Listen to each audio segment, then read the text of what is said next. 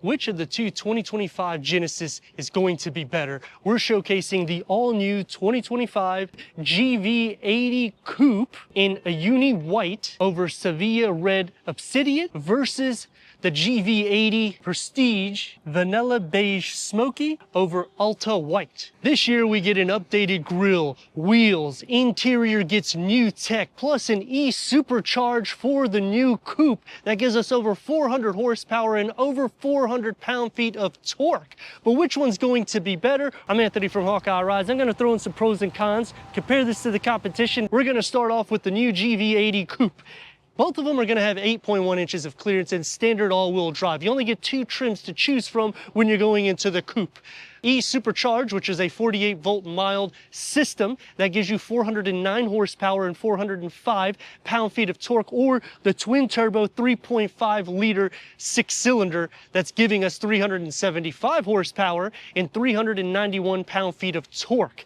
This is going to achieve 16 mpgs for the city with 22 mpgs for the highway, micro lens array, quad LED headlights, and daytime runnings that integrate into the enlarged grille that has been redesigned. And you're going to notice the difference right off the bat with the fascia, because the grille is different, the lower part of the bumper is different, but you'll still receive the same quad LED headlights and daytime runnings. Also, another thing that's different is we got the 2.5 turbocharged inline four-cylinder. That's going to produce 300 horsepower with 311 pound-feet of torque. That's achieving 19 mpgs for the city, 24 mpgs for the highway. Both are paired to an 8-speed automatic transmission. Both can tow up to 6,000 pounds, which when you go this route, you have 6 trims to choose from. The Advanced starts with the 3.5 twin-turbo six-cylinder, also giving you a third row variant, and that's the only way that you can option it. Now, going back to the coupe, 20-inch wheels or 22-inch wheels is going to be the design that you're getting, and that's the only way you can set it up. When you go to the non-E Supercharge, you're getting these 20-inch wheels, but you're getting the upgraded brakes. It's a 14.9-inch disc. Vented rotors will start on the E Supercharge, and a 14.2-inch disc in the rear with a standard electronically controlled suspension with a standard electronically controlled limited differential, whereas when you go into the non-coupe, you can option the 22-inch wheel. We have that because we have the Prestige. It goes as low as a 19-inch wheel with the chrome that's going around all the window trims, and it actually goes all around the vehicle on the lower sill. Quad LED taillights is going to be standard on both. Front and rear parking sensors with the 360-degree reverse camera. Now, the bigger change that you're going to notice is this is going to be more of a box, so more traditional. Whereas when you go into the coupe, you got the coupe design, dual exhaust outlets. Both will have the honeycomb pattern on the lower, but when you go into the 2.5 turbo, you're not going to have exposed exhaust. Which one's going to be better? If it's me picking the vehicle, I'm not going for a third row, I would go for the coupe. Probably tick the box to the E-Supercharge so I get that extra horsepower and torque. But as it sits, I still like the coupe a little bit better, even though I'm losing a little bit more cargo capacity. But which way would you go? Drop a comment and let us know in the comments. Power liftgate going into 30.3 cubic feet of storage, which will be 6.2 cubic feet less than the non-coupe. LED interior lights, 12-volt charger. Underneath the floor, you have some storage, area for the privacy cover, and it goes a little bit more deep. To split fold the rear bench at the 40-20-40 split or 60-40 split, push the buttons. That's going to maximize the cargo capacity to 62.1 cubic feet, which is going to be a little bit over 9 cubic feet less than the non-coupe variant. Going over here, power liftgate. Now with the non-coupe, you have an advanced trim that will give you the third row. That will give you 11.6 cubic feet. 36.5 cubic feet. You got your bag holders here on the side, which you don't get that with the coupe. LED interior lights, the sound system comes into play, 12-volt charger, and a storage net underneath the floor is going to be the same as the coupe. And to split fold the second row, push the buttons, and it's going to fold at a 60-40 split, maxing cargo 71.7 cubic feet of storage. The key fob to the GV80 Coupe. 16-way power seat adjustment for the driver, 12-way power seat adjustment for the passenger, ergo motion seats for the driver, heated ventilated seats, memory for the driver, key fob to the GV80 Prestige. 16-way power seat adjustment for the driver, ergo motion seats, heated ventilated front seats, 12-way power seat adjustment for the passenger, ventilated seats, and the ergo motion is an option underneath this, memory for the driver. And you're going to notice right away the update with that 27-inch OLED screen configuration. With the wood inlays, when you go to the E Supercharge, there'll be carbon fiber. That's really the only difference between them. There isn't any pass-through, but you have a hidden pocket here with a wireless charging pad. With a Bang & Olufsen sound system, let's fire it up.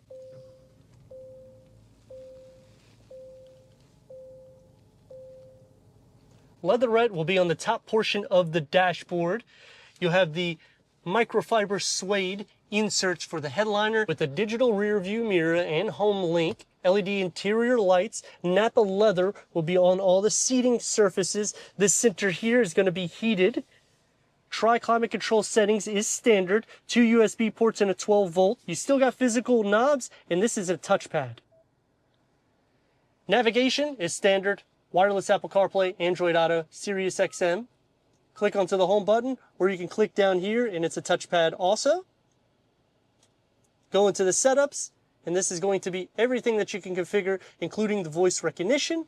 You have quiet mode, Genesis digital key, put it into reverse, and we got a 360-degree reverse camera, full trajectory for the front and the rear that expands. When you click onto this sub-menu here, you have the 3D view, so you can go all around the vehicle. Click back onto this sub-menu, click again, and now you have another little menu that pops out for the tow lineup or for different angles to make it easier. When you put it into drive, now this menu here will start for the front. You can click, and now you can use it basically for like a car wash view, so show the trajectory, and you can see the full camera in the front. The rotary knobs, this is going to be for controlling the infotainment screen. And you still have your driving mode select, which you got a ton of driving modes. You got Eco, Comfort, Sport, I mean, you could just read them. With the digital reader that can go through an array of different content for the driver, you have this new touchpad right here. And when you use your indicators, you got blind spot view monitoring, and you have finger recognition right here. Open this up, and you got a little storage that pulls out, and it goes kind of deep underneath here. You can see my hand gets hidden. 3-spoke leatherette steering wheel, paddle shifts, and check out the leg space. You're gonna have a ton of room fitting inside the GV80. You get a moonroof for the front and a moonroof for the back occupants. Door panel and dash configured together nicely. You get the contrast stitching, the real wood inlays, one touch up and down for all the windows, soft to touch where it needs to be, with a long storage pocket and ambient lighting that's going to be found throughout the interior of the cabin. 3-spoke steering wheel. I like that it has the 2-tone multi-function that we went over with the paddle shift. I like the 2-tone because it makes it look a little bit more sporty. With the heads-up display, leg room, you're going to have a sufficient amount. And the same thing with headroom. They do a good job carving it out with a long panel moonroof that goes into the back. Door panel and dash configured together nicely. You get the contrast stitch, you got the real wood, and this would be carbon fiber when you go into the E Supercharge. One touch up and down for your windows. It's soft to touch where it needs to be, and I like the 2-tone that comes into play with a long storage pocket. For the back seat, this is the opening that you have to fit 2 more with the cup holders and armrests, as well as a little storage unit here in the center. 3rd climate control settings, heated and ventilated rear seats, USB-C ports, home plug, storage behind both of the front seats. And look, this is a cool feature. When you're sitting on the passenger side in North America, you can move the seat. So if you have little kids, they can just play with the wife or husband, whoever's sitting, not driving the vehicle. Storage behind both of the front seats. The door, it's gonna have the same segment that's found in the front, so it's soft to touch. You get the real wood and about the same size storage pocket. And look at this, soft closed doors. That's standard on the coupe. Sitting behind me, it's carved out, so I like how they do this because it does give a little bit more leg space. Headroom is taken care of too, so even as a coupe, I'm 6'3", I can fit. You also have power seat adjustments for the rear, which would just make it where I can relax. Sliding into the center, the floor is not completely flat. You're gonna share some feet space, but not so much.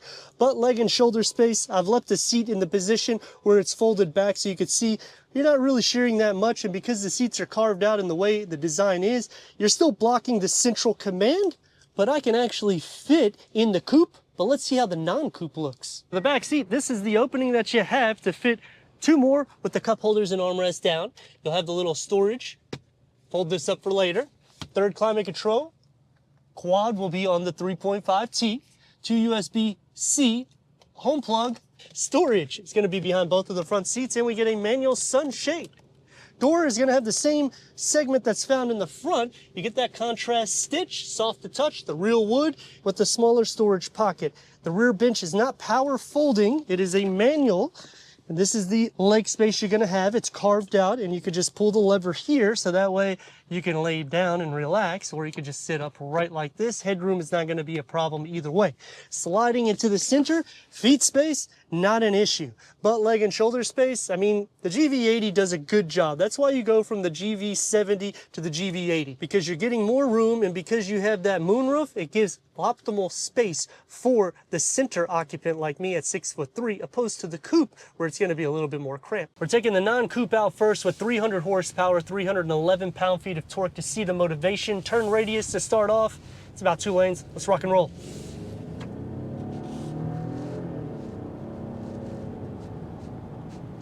That's a pretty throaty inline 4-cylinder. Is it enough motivation? It's going to feel a little bit heavy. I mean, there's no way around it. But 300 horsepower does give it enough motivation. Standard all-wheel drive, there's a lot of pros, and that's what we're going to start off with the pros and cons. The interior, we get the upgraded tech. 27-inch OLED screen configuration, and it's flat. The reason why I like this is I've done the Cadillac Escalade IQ. I know it doesn't compete with this, but what I'm getting at is that's like 52 inches or something. It's crazy, right? But it goes in like a circle pattern, so it actually benefits the passenger on certain areas and benefits the driver on the opposite areas. So it kind of makes it a little bit hard to see different areas. Whereas here, you can see everything fine, and it shouldn't be driver focused. This is not a sports SUV. This is high-end luxury. Ergo motion seats. Now the con to that is you don't get that in the passenger side. This is 2025, come on Genesis, wake up. Then you have to option things or go up to the Prestige in order to get the ventilated seats. Heated seats come standard, thank God. Auto start stop, whether you're in sport mode or not, it's gonna turn on. Safety's taken care of because you have the sensors that's all over the vehicle, plus blind spot view monitoring. But for me, I would probably go into the coupe because I'm getting the digital rear view mirror.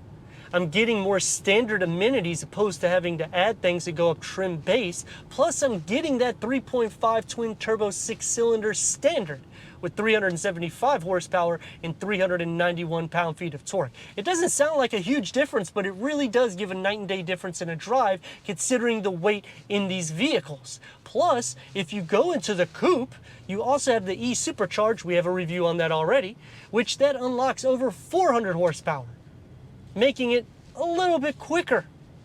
Now, it's not a huge difference, but it's enough for me to consider it. Maneuverability, the steering's light, but like I said, the motivation is not as crisp as I would like. And the non-coupe is actually about an inch less in length than the coupe.